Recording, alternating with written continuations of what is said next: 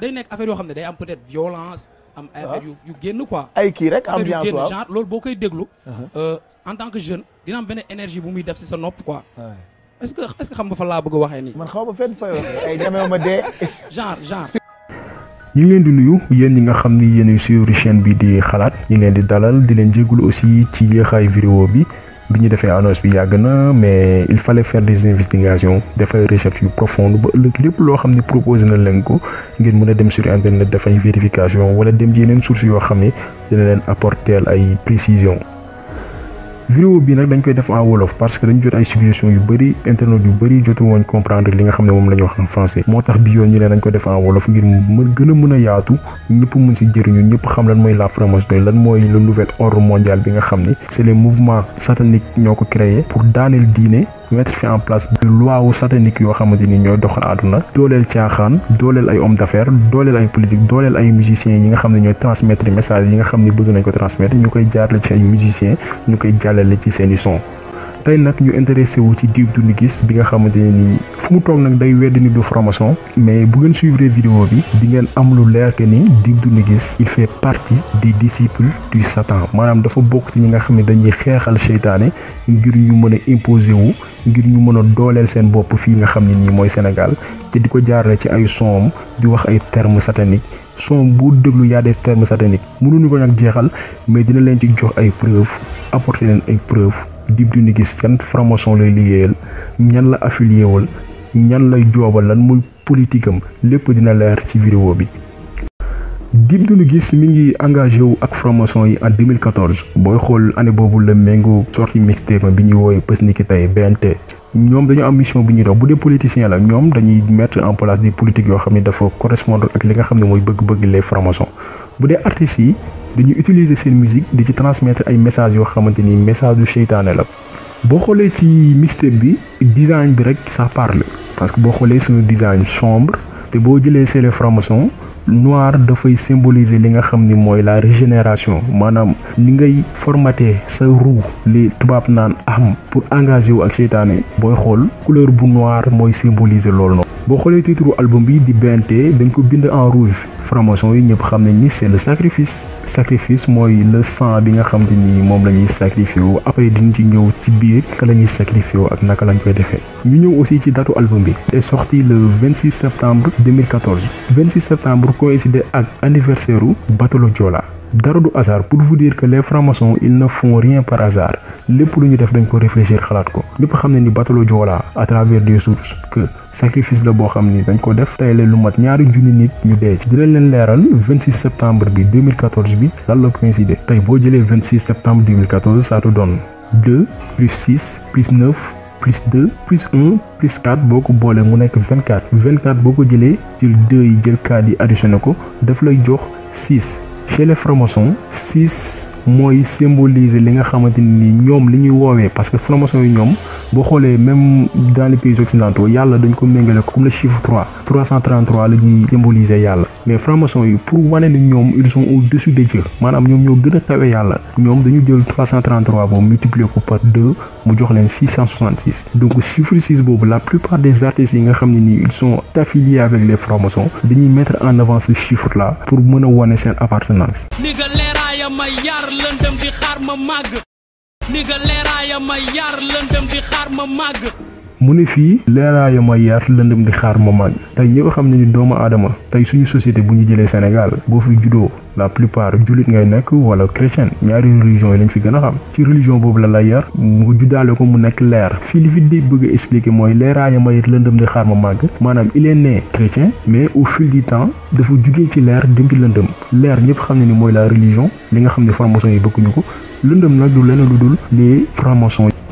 moo tax ma claté sama life si benn doore mi fa moo tax ma claté sama life si benn doore mi fa mu ñëwaat ne moo tax ma claté sama life ci benn doore mi fa maanaam moo tax ma jaay sama dund ci benn do ré mi fa boo ko déggee ça fait allusion à la musique maanaam les règles de la musique do ré mi fa so c'est-à-dire que musique bi muy wax ça n'a rien à voir avec la musique classique c'est-à-dire il parle de la do ré mi fa bi nga xam ni mooy c'est satanique musique bu salte bi nga xam ni am na benn émission bu ñu ko invité sax mu wax musique bu salte lay def do ré mi fa bi ça fait allusion à la musique bi nga xamante ni moom la franc-maçon di def moo tax mu naan moo tax ma claté sama live yàq sama dund ci benn xeetu musique boo xamante ni ça fait allusion au Satan.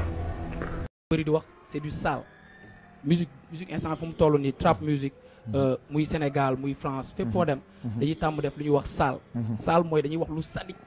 affaire yoo xam ne dañuy waaye raar naa église réeral naa sama chapelet waaye raar naa église réeral naa sama chapelet mu ne waat raar naa église réeral naa sama chapelet xam nga tey ñi ko gëm bu demee ba ci son naan raar naa église réeral naa sama chapelet mooy dematul église am na ci beneen yoon bu mu jël muy yoonu seytaane bi nga xamante ni tënku na ko ba léegi dematul église jaamu yàlla utiliser tul chapelet bi nga xam ne mooy kurus bi nga xam ne ci la daan toog di wéetal boppam digganteem ak boromam. doo ko dóor bal ba mu jàll roppalaan xalaat su fa yegg lu ñuy def xanaa sànni ñaan di ñaan yàlla nangu ñaan yu koy fekk asamaan.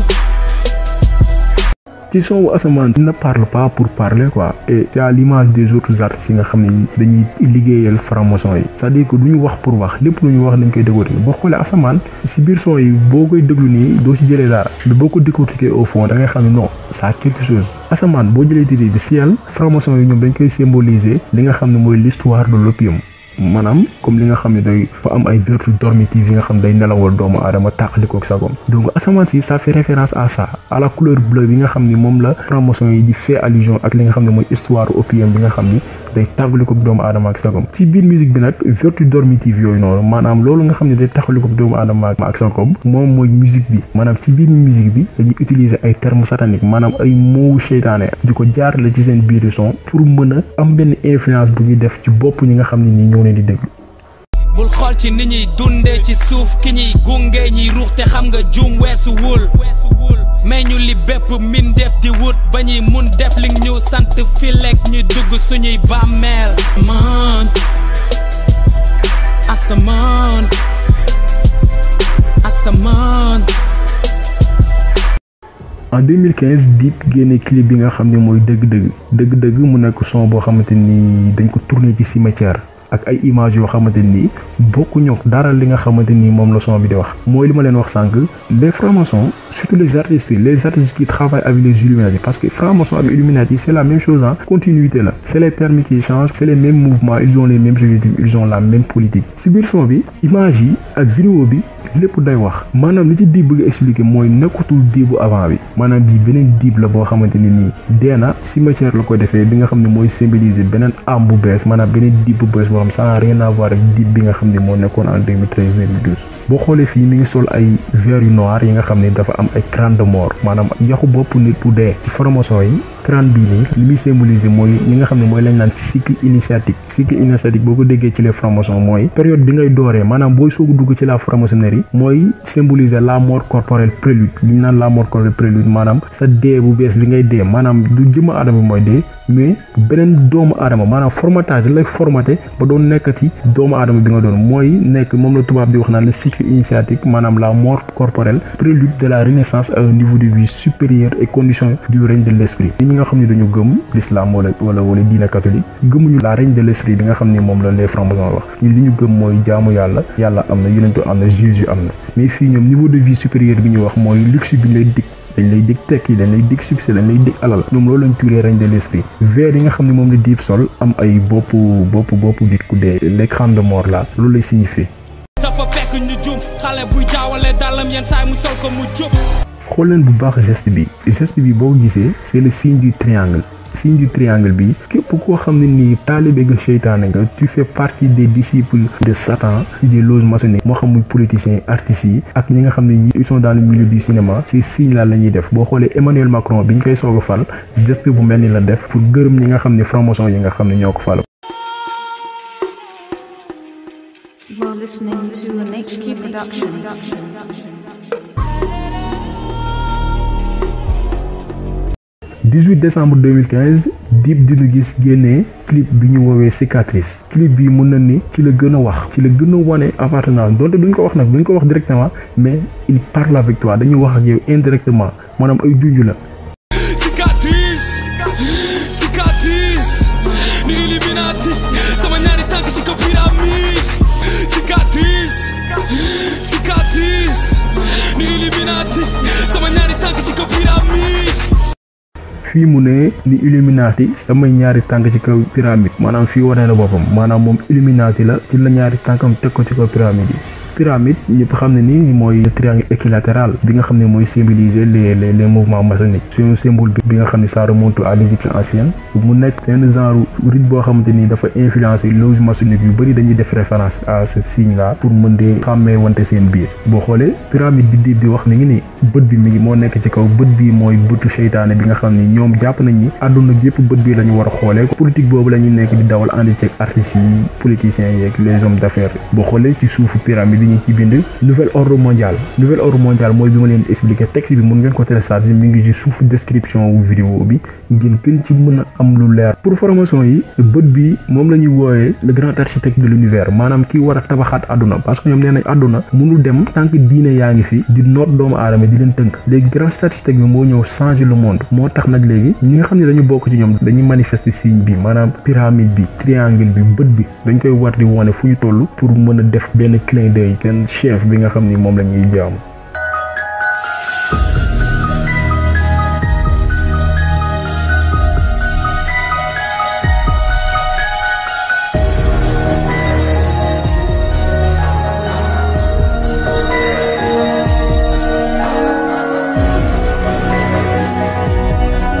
cicatrice cicatrice ni Illuminati sama ñaari tànk ci ko pyramide. tey formation yi pour xamal leen ne ñi ngi fépp ñi ngi ci àdduna ñi ngi Sénégal fees fi dell actuellement ils sont à plus de 6000 politiciens yi ñoo ci ëpp mais artistes yi ça ne représente que 10% moo tax instant yi ils veulent mettre l'accent du côté de la musique de telle sorte que dinañ mën a attirer le maximum d'artistes boo xoolee ay boîte de nuit yu bëri ñoo ko moom boîte de nuit bi tudd Baara Mundi bi nekk sur la route de Ngor ñoom ñoo ko moom ay sénégalais ñoo ko gérer mais ñoom ñoo nekk ci ginnaaw salle boobu noonu loge maçonnique bi tudd Harmonia Mundi ñoo moom Harmonia Mundi label c'est un label musical boo xamante ni ñoo produire woon album Carlou D bu ngeen suivre la vidéo précédente di ngeen ci am lu leen gën a leer ils sont dans le monde boo xoolee organisation wala structure yi ñu moom yëpp day terminer par Mundi en référence loge maçonnique bi nga xam ne mi ngi en France dans la ville de Lyon ci Édouard Herriot ñu toogaat quelque temps Dip génnee Dip quinzaine 2 fii nag ay sacrifice kese la ci wax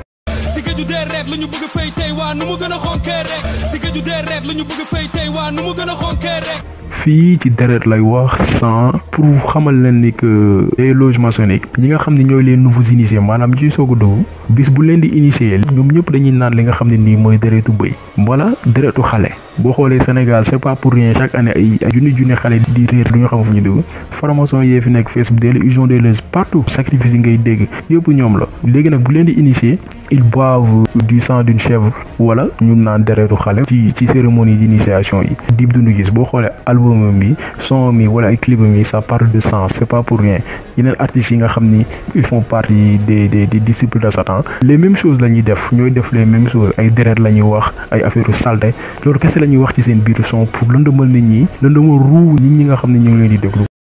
ñu bëri aussi duñ poser la question lan moo tax Dip di génne pré-album mi tous les 15 jours maanaam Dip avant muy génne album day génne benn produit boo xam ne da koy maye gratuitement quinzaine de jours yi seulement lay génn pour vous dire que ni loolu c'est pas du hasard le chiffre 15 benn chiffre la bu symbolique boo xamante ni nii les loges maçonniques dañ ci tenir vraiment parce que boo xoolee tous les 15 jours la ñuy regroupé wu maanaam fukki fan ak juróom la ñuy regroupé wu en plus les réunions yi nga xam ne moom la ñu organiser fii en Afrique la plupart délégation yi nga xam ne ñoo ci bokk c'est des quinzaines de délégations chiffre 15 bi day ñëwaat foofu noonu su loge sénégalaise yi nga xamante ni ñoom ñëpp dañu tënku ci France dañ leen di départage en quinzaine d'obédience maanaam ay kuréel yoo xam ne la leen dajale yoo xam ne ça y est au nombre de 15 donc 15 bi day ñëwaat foofu maanaam Dip c'est pas pour rien les pré-albums yi nga xamante ni moom lay génnee le 15 lay génn boo xoolee premier Dip 15 bi mu génnee ay le 15 jours le 15 lay génnee son yi beneen Dip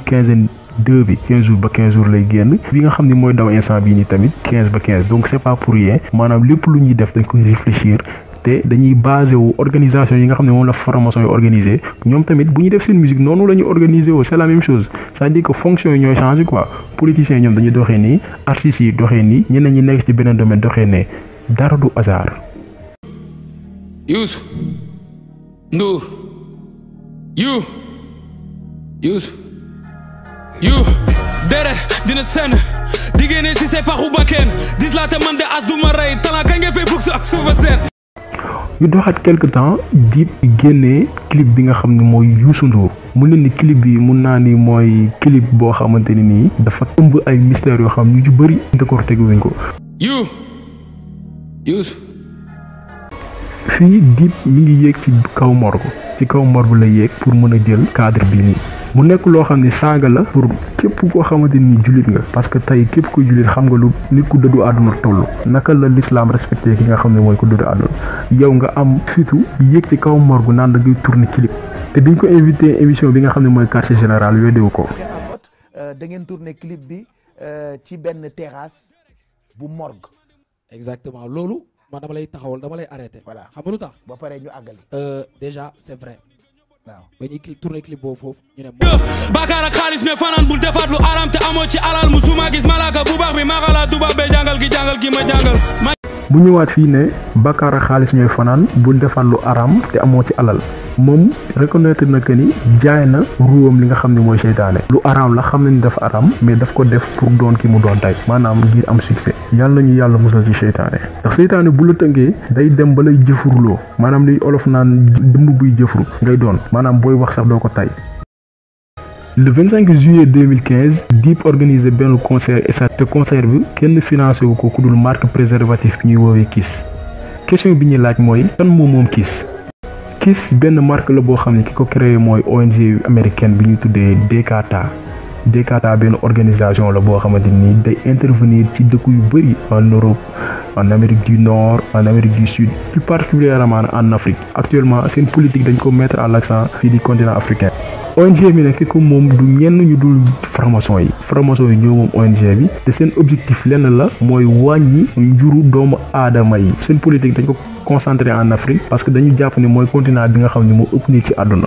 pour fàttali leen waat nga ni franc-maçon yi benn ci seen objectif yi tamit mooy wàññi population mondiale bi ba mu toll ci 2 milliards parce que moo leen di permettre ñu mën a ñoom atteindre seen objectif parce que nombre bi lu mu gën a néewee ñu mën a attirer ay nit ci li nga xam ne mooy ñoom seen ngëm-ngëm ak seen politique. pour mun a atteindre seen objectif dañuy doole li nga xam ne mooy planification familiale ak di distribuer ay préservatifs yi nga xam ne du ay préservatifs yu baax tey boo demee am na benn dossier bu yaatu bu ci wax maanaam préservatifs yu bëri ñuy indi fii en Afrique c'est pas de bonne qualité préservatif la yoo xamante ni day yoomloo góoru africain yi ba dañuy impuissant. ñu ñëw ci leeral terme Kiss lu muy signifier Kiss mi ngi tekki Kids in Satan's Service en anglais. en français muy signifier enfant au service du Satan nga tekki ko ci olof mu nekk ay ndaw yoo xam ni dañuy xeexal ki nga xam ni mooy seytaane bi ñu ñëwee Sénégal Dip Doundou Guiss mooy artiste bi nga xam ne moom lañ jëkk a collaborer pour mën a réaliser projet bi nga xam ni moom lañ bëgg a def fii ci Afrique moom laa leen expliquer tout à l'heure boo xoolee Kiss seen marque préservatif yi au début nii la meloon ay images yoo xamante ni c'est satanique ay affaire seytaane la ñuy wane comme que Afrique nag bu ñu ñëwee am na nen nu ñu war a adapté wu parce que franc-maçon yi du ay nit yu ndaw ñoo leen composé am na ay communicants yu fa ne am na ay designers lépp loo xalaat ci ay ressources humaines ñoom dañ ko am lépp lu ñuy def dañ koy réfléchir bi ñu ñëw Afrique nag dañu changer design bi boo xoolee couverture bi c'est pas la même chose ay africains la ñu jël def leen seen couverture mais au début couverture bi lii la woon. boo xoolee Illuminati yi les francs-maçons dañu bëgg lépp loo xam ne dafa salte lépp loo xam ne dafa ragallu dafa xoolee Dip bi ñu ko invité sax quartier général mi ngi koy wax dañu bëgg lépp loo xam ne dafa ragallu parce que ñoom ci seytaane la ñuy dox ci seytaane la ñuy liggéeyal ci loolu la ñuy dox moo nekk seen objectif. ñu invité Dip Doundou Guiss émission bi nga xam ne mooy Galsen sur scène di jëpp ko invité ko à la Sen TV bi ñu ko invité weddiwul ni am na ñu nekk ci ginnaawam mais nanguwu leen cité. voilà donc am na ñoo xam ne ñoo nekk sama ginnaaw ñoo ma pousse ba ma egg si fii donc ñu ngi may gën a pousse parce que am nañ benn fierté ci man te fierté boobu mooy tax may gën a job parce que ñoom buñ fierutul si man ça veut dire que dama échoué donc puisque ñooñ ba léegi ñu ngi fii amul leen loo xam ne c'est impossible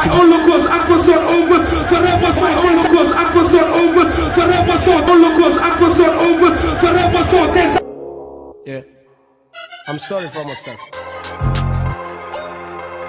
I'm sorry for myself, no. Ooh,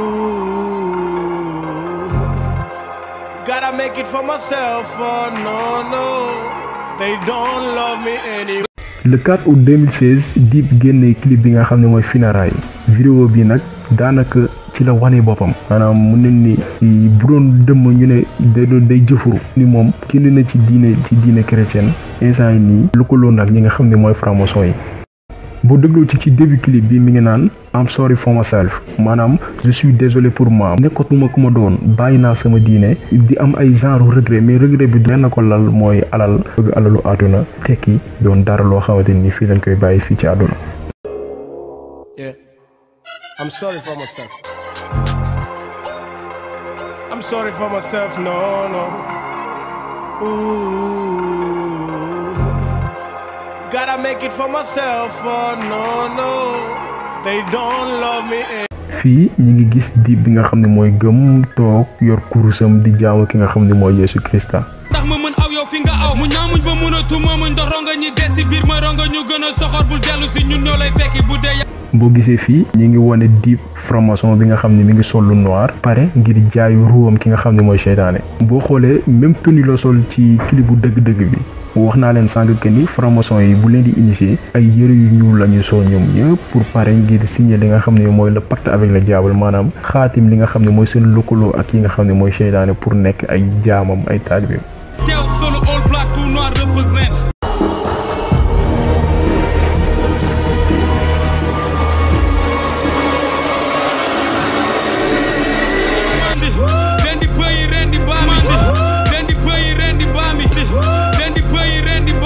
wax naa leen sànq que ni les cérémonies d'initiation ñi nga xam ne ñu bees lañ dañuy naan li nga xam ne mooy deretu bëy boo xoolee mi ngi koy wax ci son bi maanaam di wax naan nañu rend bëy na bëy dafa am lu bëri lu muy symboliser ci les loges maçonniques boo xoolee même il y a plusieurs images yoo xam ne ça parle de la franc-maçonnerie da nga ciy gis ay images yu bëy.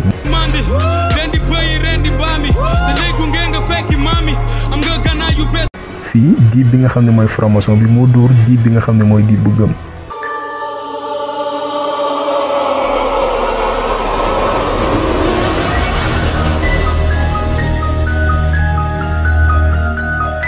nga gis fii croix wu Jésus bi mi ngi nekk ci suuf maanaam li muy symboliser mooy seytaane bi moo daaneel Yesu Krista croix wu Jésus Christ bi nekk ci suuf maanaam li muy symboliser mooy seytaane moo prendre le dessus moo jël ndam li ci kanamu Yesu Krista. pour xamal leen ni ci vidéo bi Dip funérailles yi ñuy wax ça n'a rien à voir ak funérailles yi nga xam ne moom la ñuy faral di gis fii day wax ci maanaam deewu ruwam maanaam ruu bi nga xamante ne nii moo gëmoon moo topp diine topp recommandation de la Bible du ruu boobu noonu moo dee te ki ko remplacer mooy beneen Dip boo xamante ne nii lenn mooy objectif am topp yoonu seytaane topp ci ay ndigalam di dox ci li nga xamante ne ni mooy permettre seytaane réussir li nga xam ne mooy mission muy réeral doomu aadama yi yóbbu leen fi nga xam ne mooy l'enfer muy safar.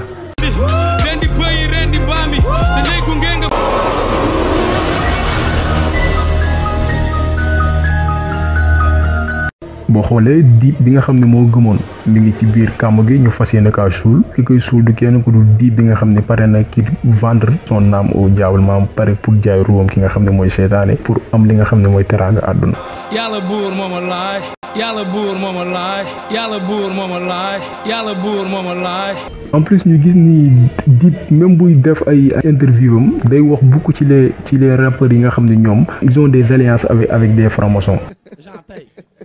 boo jëlee exemple benn artiste bu mel comme Booba Sénégal bu nekk France n'est-ce pas moom musique am dafa tàmm di def genre affaire boobu loolu la jeunes yi yu bëri di wax c'est du sale musique instant fu mu toll nii trap musique muy Sénégal muy France fépp foo dem dañuy tàmm def lu ñuy wax sale mooy dañuy wax lu sadique affaire yoo xam ne dañuy fii mi ngi wax ci Booba ñëpp xam ne ni Booba c'est un illuminati te moom sax mosul weddi loolu même ci compte Instagram am à chaque fois day def ay publications yoo xam ni ça fait référence à la franc-maçonnerie aux illuminati maanaam moom dem na ba ay référence am sax ci rap c'est des artistes yi nga xamante ni ay seytaane dañuy jàmm.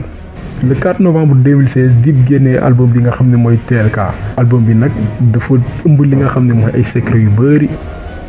boo xoolee fii K bi nga xam ni moo nekk ci titre album bi di TLK dañ ko bind ak ñaari triangle ñi def les mathématiques xam nañ ni le triangle dafa am correspondance maanaam dafa liéewu ak li nga xam ne mooy chiffre 3 Illuminati yi 3 boobu noonu day représenter l'âge de l'apprenti et les 3 coups frappés à la porte du temple pour en demander l'entrée maanaam ñetti at yi nga xamante ni nii moom la ki nga xam ne day soog a dugg ci loge yi di toroxlu ak ñetti fëgg yi nga xam ne da koy fëgg ci buntu bi nga xamante ni mooy loge maçonnique yi ngir ñu may ko autoriser ko na ko yow kat taalibe nga maanaam jaamu seytaane nga boo xam ne matal nga.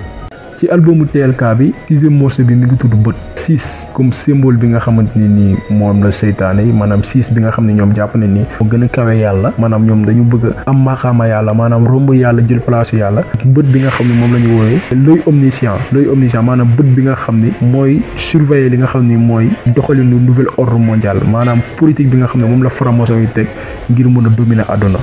avenir lañ demoon a jëlee ci yoonu cloche avenir lañ demoon a jëlee ci yoonu cloche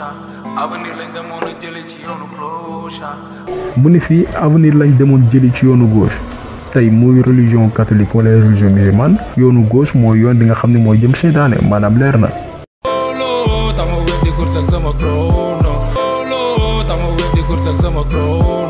moo tax ma weddi sama course ak sama chrono maanaam course boobu ça fait référence mooy chapelet bi mu jëloon booy xool ci clip bu funérailles bi chapelet bi mu yoroon Dip Satan bi fekk ko fa dóor ko course boobu lay defee moo tax ma weddi sama course maanaam gëmatul Yeesu Krista li mu gëm mooy yoonu seytaane di dox ci ay ndigalam. bi dafa yomboon ñun ñoo ci sotti ci njeex njaago bi mooy boss pourtant musuma si jeex du ma lekk ku suurul parce que dama xiif ndeex naa def lu ëpp. ci clip bu Tema na fi nekk 15e titre album bi muy wane deret ay sacrifice ak bët bi nga xamante ni nii bépp artiste boo xam ni da ngay liggéey ak ñi nga xam ne mooy les francs-maçons moom ngay wane ci say photo say clip say image ci lépp pour mën di consacrer wu ki nga gëm maanaam seytaane bi nga gëm bi nga xam ne moom ngay jaam.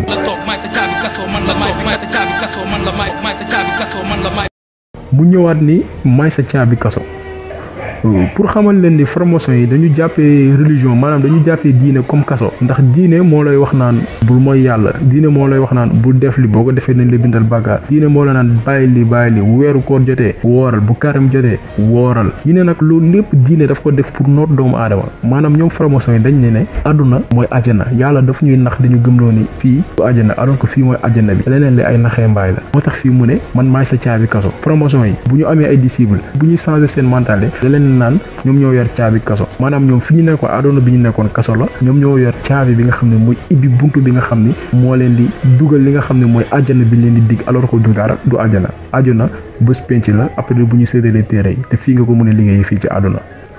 moo tax artistes yi ci bokk yëpp ay waxi seytaane la ñuy wax moo tax boo xoolee ci diine l'islam ci ustaas yi nga dem ci prêtre yi dañuy aaye ñi nga xam ne ñooy aji ngëm yi ñu leen ñuy déglu musique parce que lii lañ ci doon séntu xamoon na ne àdduna da toll foo xamante ni ñii di seytaane dina dugg ci industrie musicale bi influencé ñi nga xam ne ñoo ci nekk ba ñi leen di déglu da leen di influencé moo tax seen musique dafa grave boo déglu seen musique doo mën a résister c'est la même chose avec les musiques américaines c'est la même chose ak artistes yi nga xam ne ñi ngi fi di liggéey seytaane seen musique dafa am benn affaire bu ci nekk boo xam ne nii du dara lu dul waxi seytaan yi nga xam dañ koy wax mooy attirer doomu aadama yi moo leen di lëndëmal seen ruu yi ba duñu tal a jaamu yàlla duñu tal leneen jullit ñi ñoom ci alxuraan la ñuy tënku catholique yi ñoom ci bible bi la ñuy tënku ñoom dafa am ay mots satanique moom la leen di jàngal ci loge yi ñu nekk léegi yooyu noonu la ñuy transmettre seeni son boo xoolee ci vidéo Jay-Z bi Jay-Z mi ngi wax lu mel noonu. You know, so it's like a mumbling effect. And Rain Man, he was always mumbling all these numbers, rattling off these amazing numbers. And he was like, I guess. fii Jay-Z li mu bëgg a wax mooy du moom mooy wax maanaam moom buy bind ay son du moom mooy wax mais dafa am leneen loo xam ne moo koy waxloo li muy wax ñoom ñu ngi koy tuddee le Rain Man. Rain Man bu seytaane la même appellation yi la mooy ki nga xam ne dafa bëgg a toog place yàlla moom jàpp na ni moo sut yàlla boo xool termes yi ñuy wax yëpp foofu lañ koy jëlee mooy termes yi ngay dégg ay ñemeray ñeme dee c'est des termes yoo xam ne dañ koy wax yoo xam ne day attirer nit ki alors que ñi ngay déglu sax ñoom duñ ci bàyyi xel di wax nit ñi nañuy déglu son yi nañu bañ a topp musique bi rek mais nañuy déglu son yi li nit ñi di wax leneen la ñuy wax te boo leen invité télé wala rajo duñ ko nangu leeral fexe ba invité loolu noonu bañ ko tudd. bu rap toujours rek fexeel ba am comme li Jay-Z am bu rap toujours rek fexeel ba am comme li Jay-Z am bu rap toujours rek fexeel ba am comme li Jay-Z am. mu ne bu rap toujours rek amal li Jay-Z am ñëpp xam ne ni Jay-Z du royukaay bu dee yow jullit nga wala catholique nga xam nga ni Jay-Z du royukaay parce que moom wax na ni clairement que ni dafa jaay ruwam ngir doon di mu doon tey. benn la ma may man ma wut yeneen deux cerveaux benn la ma may man ma wut yeneen deux cerveaux benn la ma may man ma wut yeneen deux cerveaux.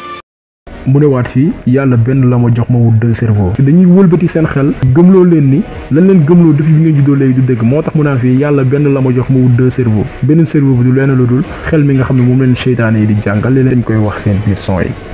parce que loolu moo gën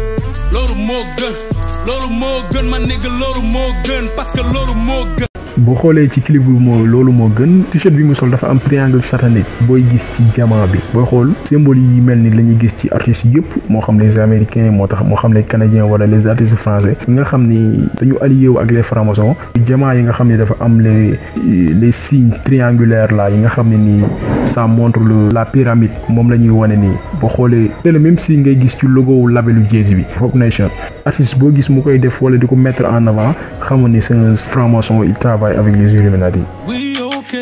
Man dama la bëgg ci sama xol te dama la bëgg ba xaaju ko sama xol way naa la parole yaa ngi ci sama xol gis naa la ba ma xool ci sama xol hey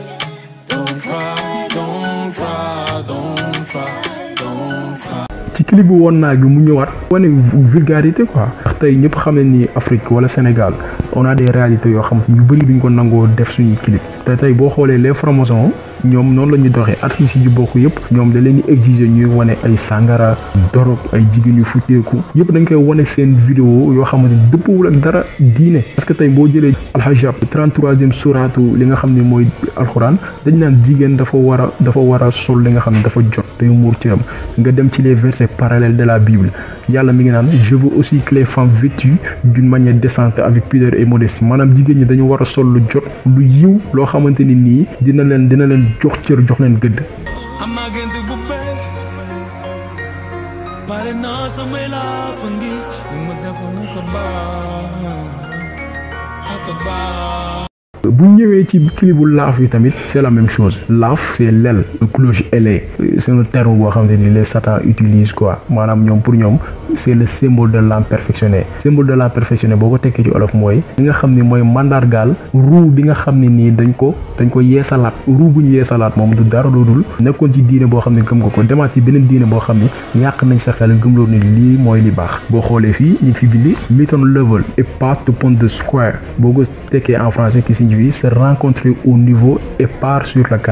carré boobu noonu boo ko déggee mooy la rencontre des 2 triangles maanaam la rencontre des 2 triangles mooy triangle bi nga xamante ni nii moom nga gisoon ci albumu TLK bi maanaam K bi nekk ci TLK bi boo xoolee ñaari triangle yooyu boo ko boolee moo la jax carré bi nga xam ne mooy signifier laaf bi nga xam ne moom la franc-maçon yi décrire.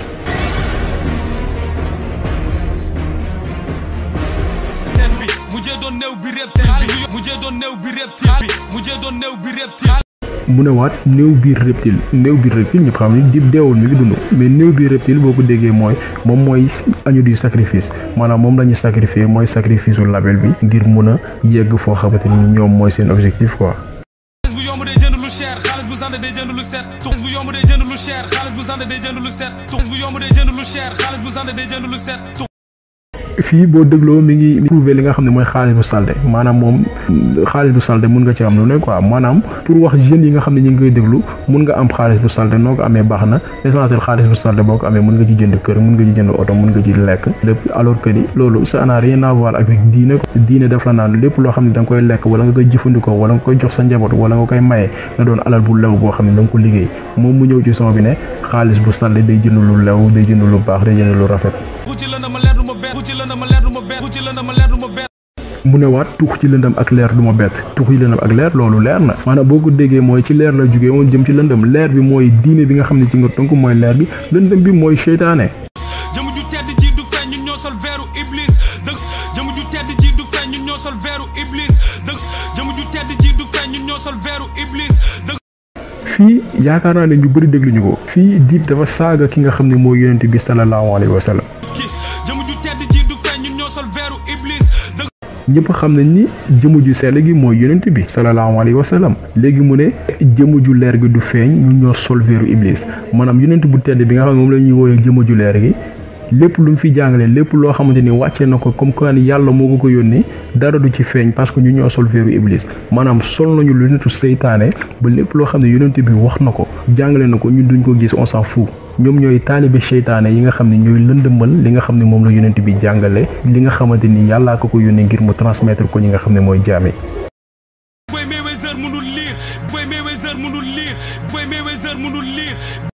mu ñëwaat ne Mayweather mënul lire ñi nga xam ne dañuy déglu rap xam nañ lan mooy métaphore mooy nga wax lii alors que leneen nga bëgg a wax fii Mayweather ñëpp xam nañ ni boxeur la c'est un boxeur américain mais fii Dip xul ak Mayweather boo déggee dafa ne Mayweather mënul lire xam nga terme boobu amul sens ci son bi mais li mu bëgg a wax mooy Mayweather fii day remplacer Mohamed parce que fii dafa ñëw ne jëmm ju leer gi mënul feeñ ñu ñoo sol veeru Iblis fii Mayweather ça fait référence à Mohamed parce que boo xoolee Mayweather le boxeur dañ koy comparer aux États-Unis ak Mohamed Ali l'ancien boxeur bi nga xam ne dafa génn àdduna yàlla na ko yàlla yërëm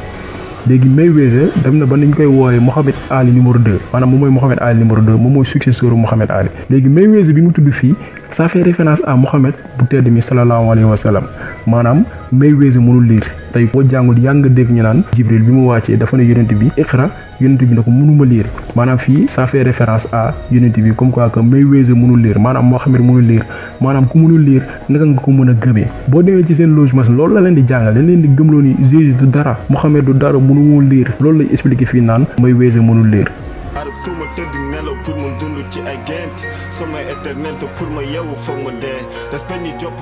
fii Dip Doundou Guiss mi ngi sol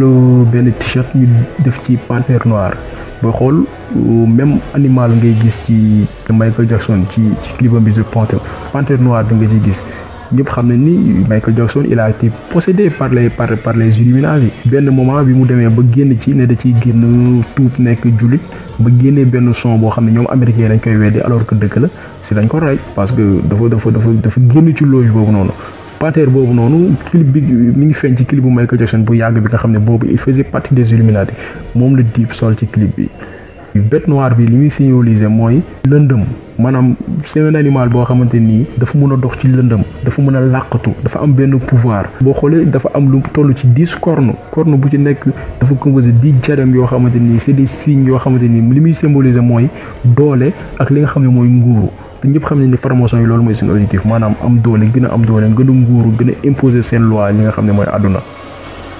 boo xoolee ñëpp ñu nga xam ne c'est des artistes yi nga xam ne dañuy liggéey ak formation yi signes yi la ñuy def pour mën a nax nit ñi pour mën a transmettre seen message pour mën a influencer ñi nga xam ne ñoo leen di seetaan wala ñoo leen di déglu. tey la sama life pour sauver sama roue tey la sama life pour sauver sama roue tey la sama life pour sauver sama roue.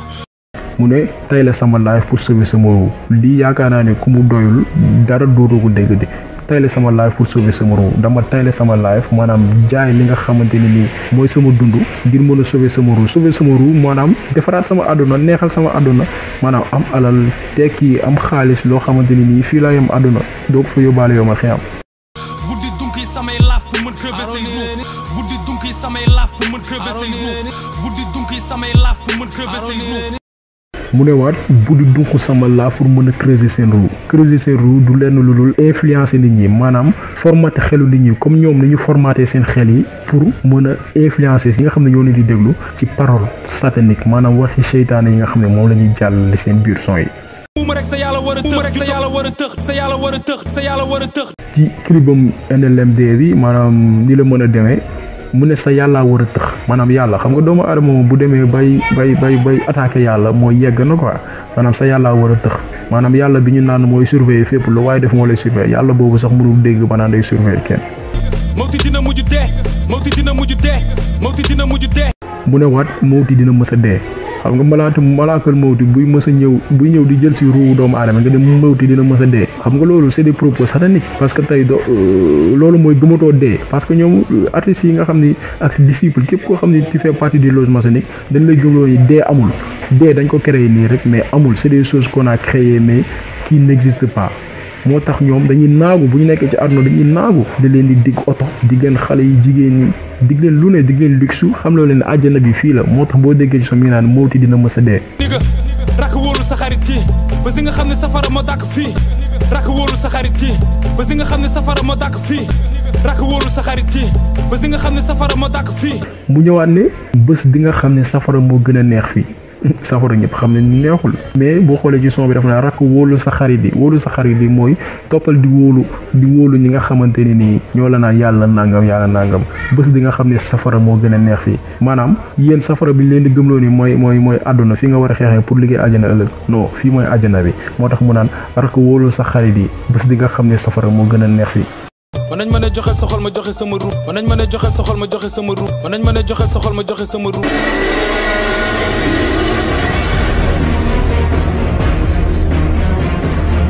jàmm nga kañ nga jubóol ak yàlla ki bliis nga kañ nga jubóol ak yàlla ki bliis nga kañ nga jubóol ak yàlla ki bliis à la fin mu ne kañ ngay jubóol ak yàlla iblis maanaam wax yi franco laay rek je pense que ni yàlla ak iblis lu ñu sekk mooy iblis ñaan na ko ni yàlla wàcce ma àdduna ma am morom ëllëg bis bu ñuy séddale téere yi safara du ma fa wét yàlla accordé ko loolu parce que iblis jaamu na li muy jaamu yàlla lenn la am mooy nekk ak doomu aadama yi fii ci àdduna bëgg morom maanaam bis bu ñu demee yomal xiyaam seytaane am ñoo xam ne dinañ ko fa wéetali donc yàlla dara jotewul ko iblis lu dul kër gi yomal xiyaam yàlla lax ko ci safara gi ñoom ñi nga xam ne c'est des artistes yi nga xam ne ñoom ils ont préféré vendre leur âme au diable maanaam jaay seen ruuj ngir alalu àdduna ñoom ñoo am fitu toog naan kañ ngay jubaleek yàlla ak iblis ñëpp xam ne safara la jëm ñoom ñi nga xam ne c'est les artistes yi nga xam ne dañu topp seytaane yi safara lañ jëm buñ ci deewee bu ñu tuubul donc li leen di ñaan mooy il n'est jamais trop tard pour rectifier le tir quoi alalu àdduna neex na lool mais na nga ko ñàkk mu leew la na nga ko amee ci loo xamante ni dara du dox sa diggante ak sa morom on a rien avec benn artiste mais lu ñu bëgg a xamal rek mooy jeunes yi nañu bañ lépp lu ñëw rek yóbbaale leen artistes yi parole yi ñuy wax nañ koy décortiquer di xam lii lan la animateurs yi bu ñu invité artiste nañ ko wax titre bi lan nga ci wax couplet bi lan nga ci wax refrain bi lan nga bëgg a wax artiste bi di ko toj benn par benn parce que sinon dañuy continuer seen musique ñuy véhiculer des messages sataniques yoo xam ne ça influence la jeunesse te loolu moo fi bëri léegi am na benn lien ci suuf di ngeen ko suivre am na benn franc-maçon bi fi ñëwoon Sénégal at yi beesu di wax mbirum franc-maçon yi fii ci Sénégal instant leen intéressé mooy récupérer jeunes yi donc ñuy wax jeunes yi nañu gën a gëm nañu topp daayira yi chrétiens yi nañu dem ci église yi nañu topp seen diine di lire bible bi di lire alxuraan bi xam lan la yàlla wax gën a jege yàlla artistes yi nga xam ne dañu lëkkaloog seytaane ñu mën di leen moytu parce que seeni musique da leen di influencer donc message bi loolu la y avait rien de méchant message bi la ñu bëggoon rek jàllale nit ñi xam yenn artistes yi nga xam ne fu ñu toog dañuy weddi ni duñu ay franc-maçon lañ seytaane la ñuy liggéey seen mission sur terre lu leen lu dul lëndëmu ruu yi xirtal doomu aadama yi ci mooy yàlla bés bu dee gëm loo leen ni yomal xiyam amul bés penc amul dekk bi ñuy wax amul yooyu yëpp c'est des choses qui sont inventées par les prophètes pour mën a nelawal doomu aadama yi àjjana gi fii àdduna la loolu la ñuy def seen xel alors que loolu lépp dara ci dëgg doomu aadama pour mu dund àjjana fii la koy liggéeyee fii ci àdduna ngir ëllëg yàlla mën ko fay yomal xiyam les francs-maçons seen objectif mooy noot doomu aadama rey diine yëpp ba ñoom ñoo fi toog régner te ñëpp xam ne ni àdduna fi dara yàggu fi génération bi juddu dans les années 90 dans les années 2000 ñooñu kenn mënu ci dund tey 85 ans mënul nekk donc diir bu yàgg bi nga xam ne yaa ngi koy toog ci àdduna nañ ci profité liggéey ba ëllëg boo demee bu ñu séddalee téere yi doo am looy tiit seytaane àddunaam dundam du lenn du noot doomu aadama taxalikook suñu borom mu topp nasu bakkanam donc message boobu la ñuy lancé ñi ngi di gërëm di leen sant di leen jox dig daje beneen yoon beneen vidéo ak beneen nit